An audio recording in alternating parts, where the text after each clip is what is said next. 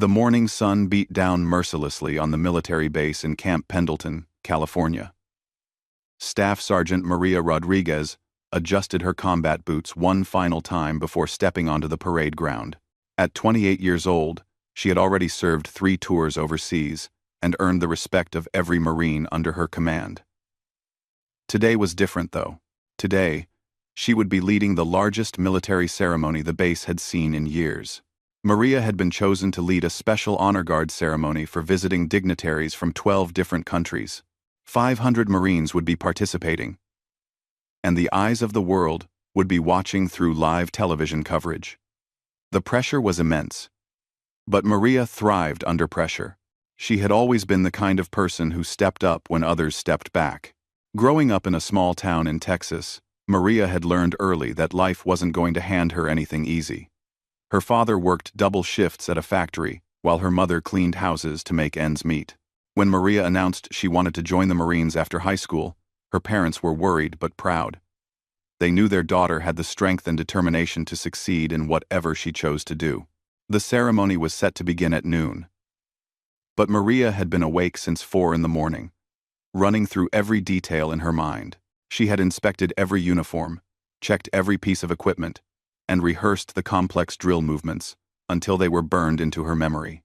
The responsibility of representing her country and her fellow Marines weighed heavily on her shoulders, but she carried it with the same grace she brought to everything else in her military career. As the morning progressed, Maria noticed she felt a bit lightheaded. She had been so focused on preparing for the ceremony that she had forgotten to eat breakfast. She grabbed a quick energy bar and a bottle of water, thinking it would be enough to get her through the next few hours. Looking back, she would realize this was her first mistake. The temperature was already climbing toward 90 degrees, and the forecast called for it to reach nearly 100 by afternoon. The Marines would be standing in full dress uniforms under the blazing California sun for over 2 hours. Maria had prepared her troops for the heat, reminding them to stay hydrated and to lock their knees to prevent fainting. She had given this advice countless times before, but she failed to follow it herself. At 11:30, the Marines began taking their positions.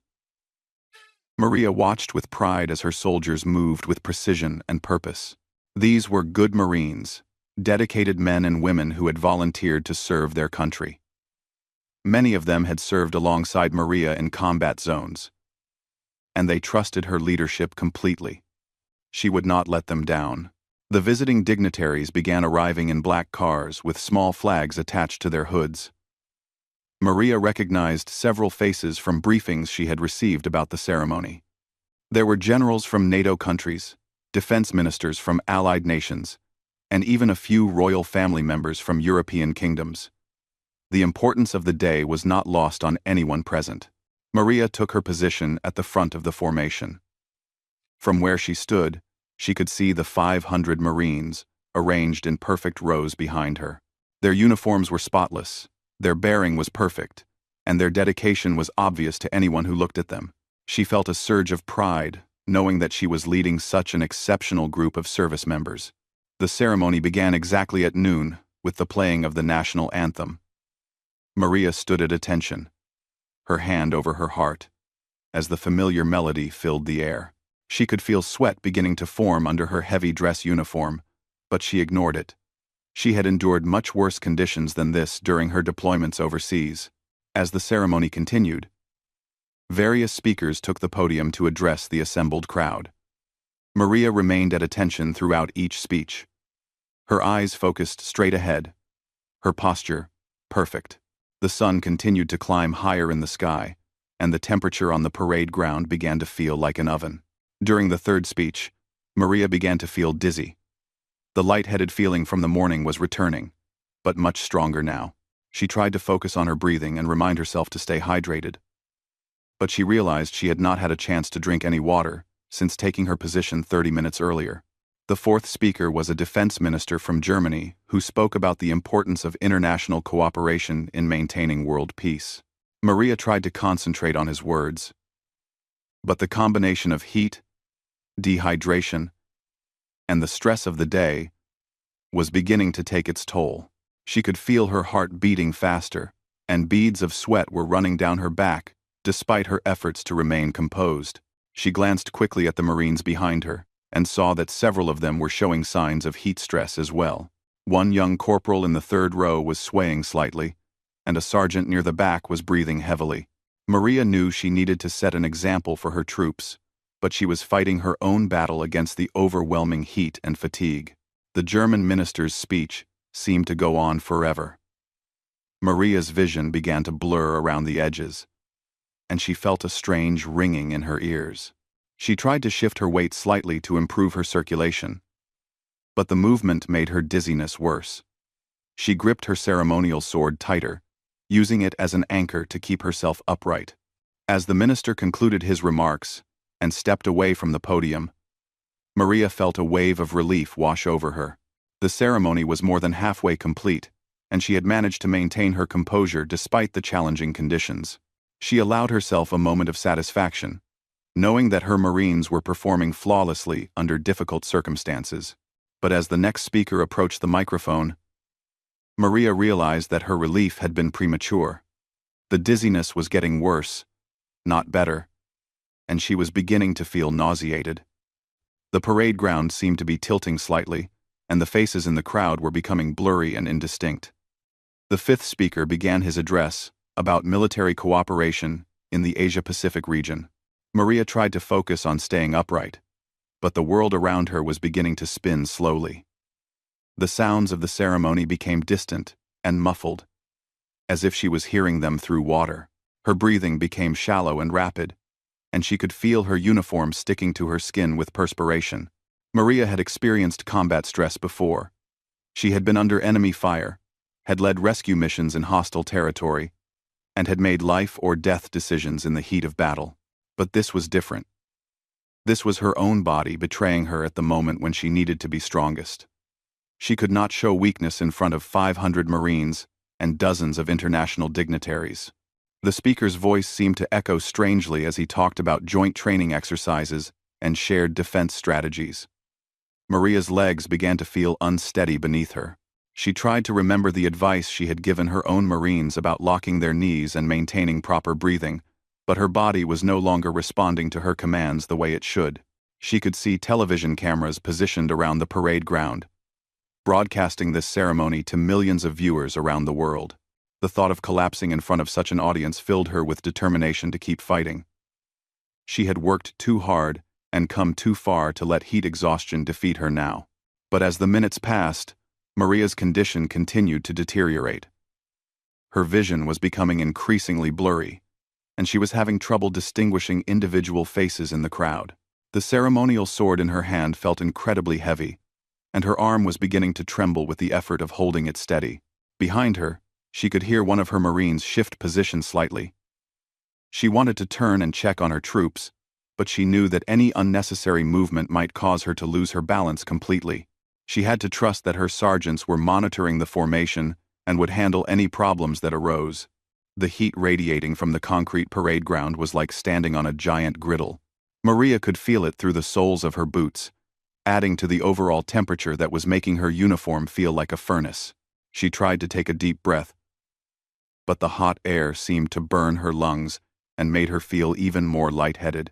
As the speaker continued his remarks, Maria began to realize that she was fighting a losing battle. The dizziness was getting worse with each passing moment, and she was beginning to see dark spots at the edges of her vision. Her heart was racing, and she could feel a cold sweat breaking out on her forehead despite the blazing heat. She thought about her parents watching the ceremony on television back home in Texas. They would be so proud to see their daughter leading such an important event. She could not let them down. She could not let her Marines down. She could not let her country down.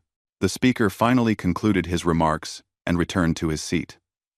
Maria felt another brief moment of hope that she might be able to hold on until the end of the ceremony.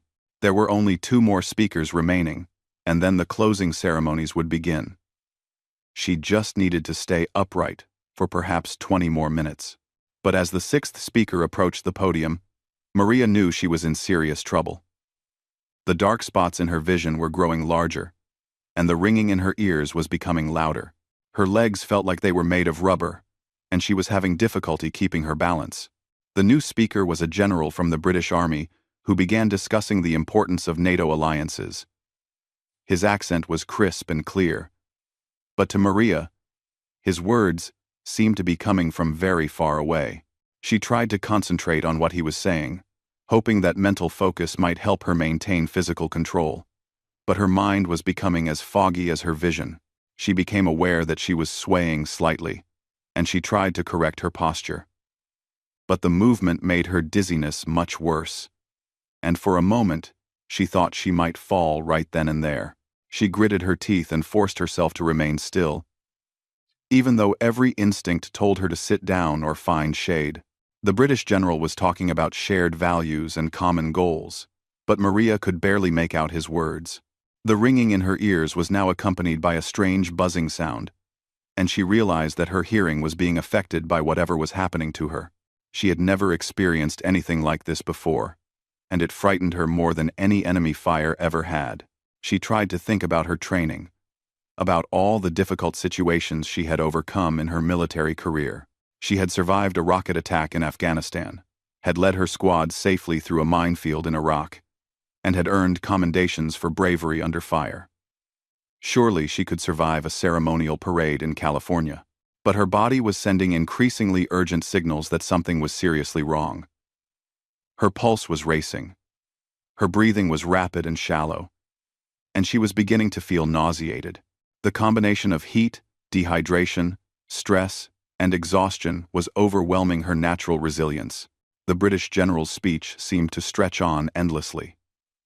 Maria lost track of time and place, focusing all her energy on simply remaining upright. She was dimly aware of the Marines behind her and the dignitaries in front of her, but they all seemed like figures in a dream. She tried one last time to steady herself, drawing on every reserve of strength and determination she possessed. She thought about her fellow Marines, who were depending on her leadership. She thought about her family watching from home. She thought about the honor and tradition of the corps that she represented. But despite all her efforts, Maria felt her knees beginning to buckle. The parade ground seemed to tilt at an impossible angle, and the sounds of the ceremony faded to a distant murmur. She tried to call out to her sergeants to let them know what was happening, but no words came out. The last thing Maria remembered was seeing the concerned face of a young corporal in her peripheral vision as the world went black around her. She felt herself falling, but it seemed to happen in slow motion, as if she was floating rather than collapsing.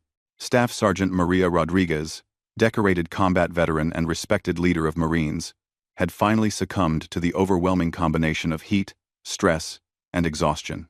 As she hit the parade ground, the carefully orchestrated ceremony came to an immediate halt, and hundreds of Marines turned their attention to their fallen leader.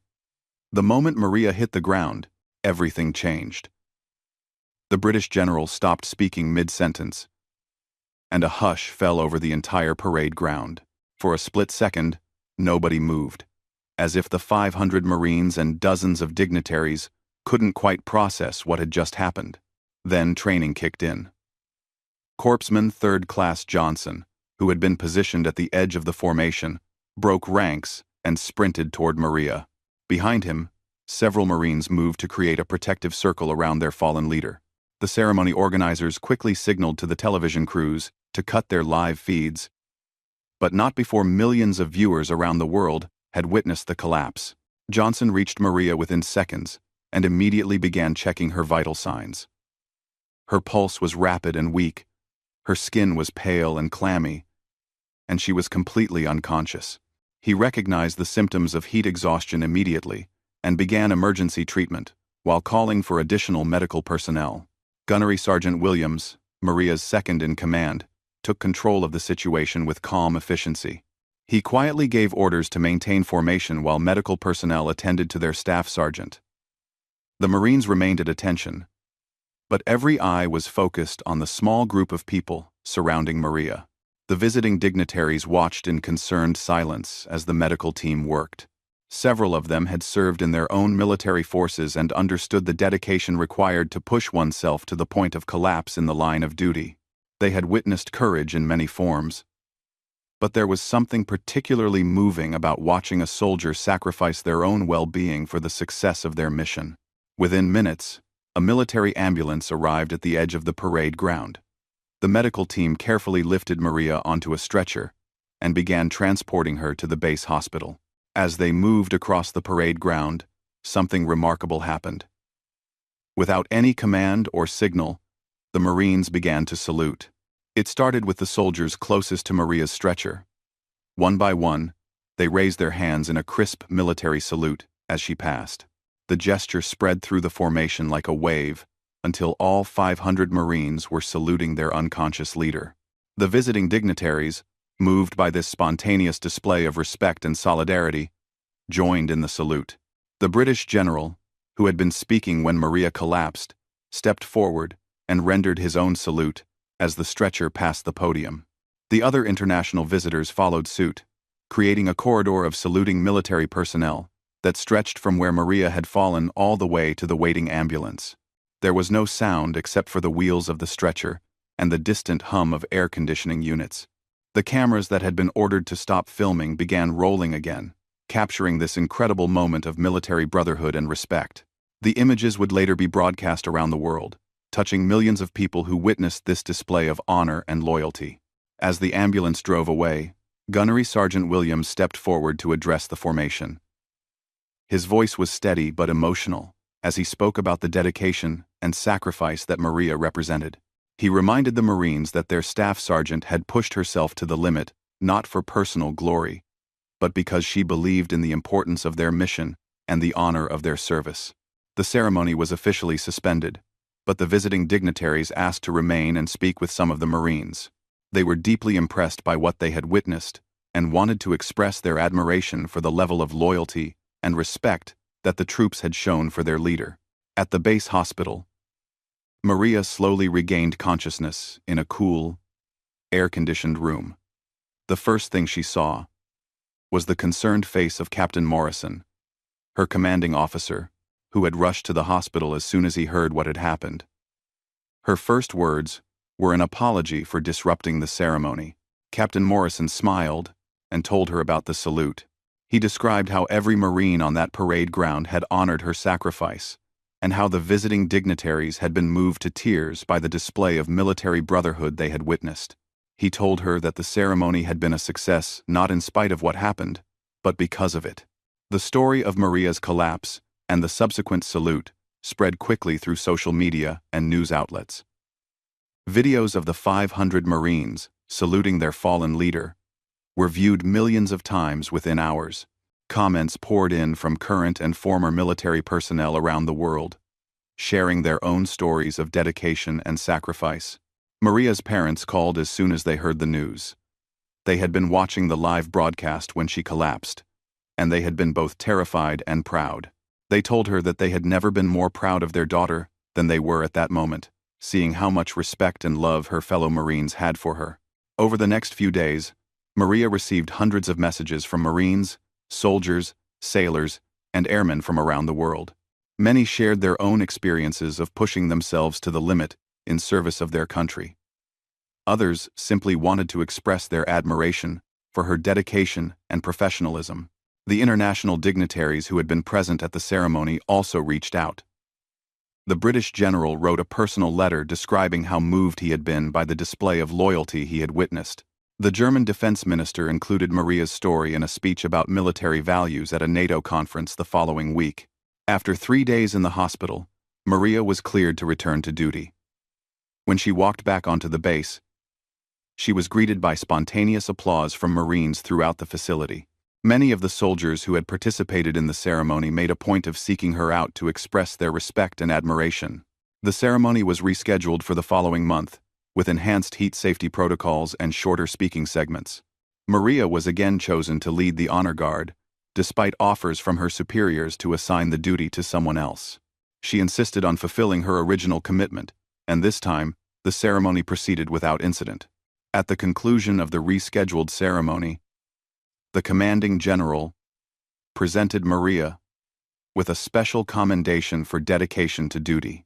In his remarks, he noted that true courage is not the absence of weakness, but the willingness to push forward despite human limitations in service of something greater than oneself. The video of the 500 Marines saluting Maria became one of the most shared military videos in internet history. It was used in recruitment campaigns, military academies, and leadership training programs around the world. The image of hundreds of soldiers spontaneously honoring a fallen comrade became a symbol of military values and brotherhood. Years later, Maria would be promoted to the rank of Master Sergeant and would go on to train new Marines in leadership and military bearing.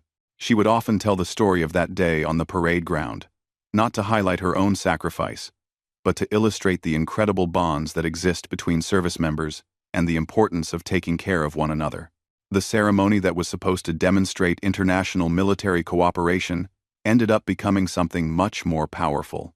It became a testament to the values that bind military personnel together across all nations and services: duty, honor, courage, and an unbreakable commitment to one another. Maria's moment of human vulnerability had revealed the strength and character of everyone around her, creating a moment that would be remembered and cherished for generations to come.